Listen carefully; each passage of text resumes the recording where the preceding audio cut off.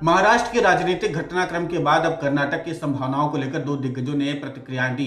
पूर्व मुख्यमंत्री और बीजेपी के नेता बीएस येदियुरप्पा और सीएम रह चुके जेडीएस नेता एचडी कुमारस्वामी ने कुछ ऐसे बयान दिए जिससे कर्नाटक में भविष्य में दोनों की पार्टियों में गठबंधन की संभावना लग रही है। न्यूज एजेंसी एएनआई के मुताबिक बीएस येदियुरप्पा ने मंगलवार को कहा कि एचडी कुमारस्वामी जो कह रहे हैं वो एकदम सच है और मैं उनके बयान का समर्थन करना चाहता हूं। भविष्य में कुमारस्वामी और हम साथ मिलकर के लड़ेंगे। कर्नाटक में नेता प्रतिपक्ष कौन होगा, इस सवाल पर मीडिया से बातचीत के दौरान बीएस येदियुरप्पा ने यह प्रतिक्रिया दी। राज्य में नेता प्रतिपक्ष के नाम पर मंगलवार शाम या फिर बुधवार तक मुहर लगने की बात उन्होंने कही है। इससे पहले जेडीएस नेता एचडी कुमारस्वामी ने दो अहम बयान दिए। सोमवार को उन्होंने कहा कि महाराष्ट्र में कल के चौंकाने वाले घटनाक्रम के बाद मुझे आशंका है कि कर्नाटक में अजित पवार के रूप में कौन उभरेगा।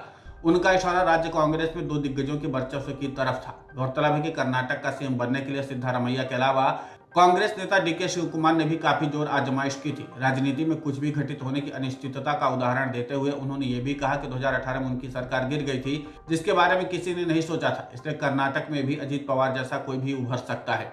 इसके बाद बीएस येदियुरप्पा का बयान है, जिस पर प्रतिक्रिया देते हुए मंगलवार को एचडी कुमारस्वामी ने मीडिया से कहा कि मैं विशेष रूप से किसी का नाम नहीं लेना चाहता हूं, कुछ भी हो सकता है, इसमें ज्यादा वक्त नहीं लगेगा।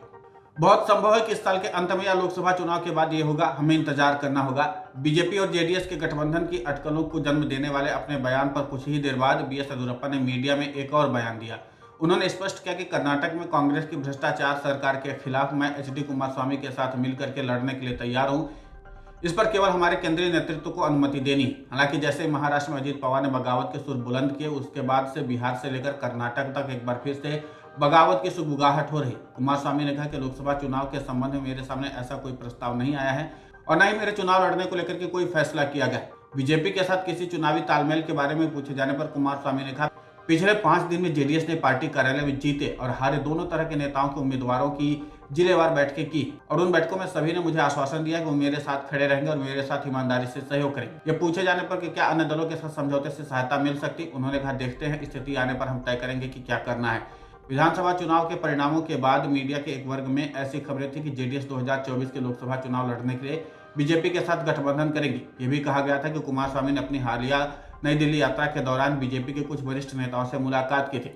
हालांकि जेडीएस ने इन खबरों का खंडन किया है, लेकिन फिर भी राजनीतिक गलियारों में बीजेपी और जेडीएस के बीच गठबंधन को लेकर के अटकलें तेज हो गई। ऐसे में कहना दिलचस्प होगा कि आगे क्या सियासी समीकरण सेट किया जाता है, ये देखना दिलचस्प होगा। लेकिन इतना होता है कि कर्नाटक में मिली हार के बाद बीजेपी भी किसी स्थानीय दल को अपने साथ जोड़ने की कवायद में जुट गई है, ताकि स्थानीय स्तर पर खुद को मजबूत कर सके और किसी मजबूत सहयोगी दल के जरिए ही बीजेपी अपने समीकरण को सेट कर सकती है। और इसीलिए बीजेपी की तरफ से भी यह सारी कवायद की जा रही है और उसी को जोड़ करके बीएस येदियुरप्पा का बयान भी देखा जा रहा है।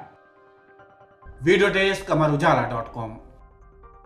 अमर उजाला अब आपके टीवी पर भी। अपने स्मार्ट टीवी पर YouTube पर सर्च करें अमर उजाला, चैनल सब्सक्राइब करें और देखें ताजा खबरें, वो भी HD क्वालिटी में। और हाँ, बेल आइकन दबाना ना भूलें ताकि हर खबर हो आपके घर। अमर उजाला, निष्पक्ष, निर्भीक, निरंतर।